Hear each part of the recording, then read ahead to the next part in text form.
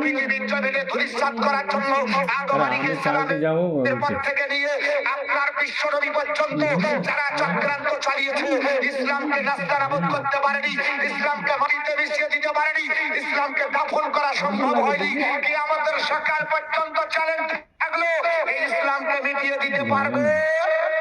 পারবে, মুছে দিতে পারবে? আজ পর্যন্ত কেউ পারেনি, পারবে না। কিন্তু আপনাকে হতে হবে একমাত্র আল্লাহর উপর ডিপেন্ড করতে হবে।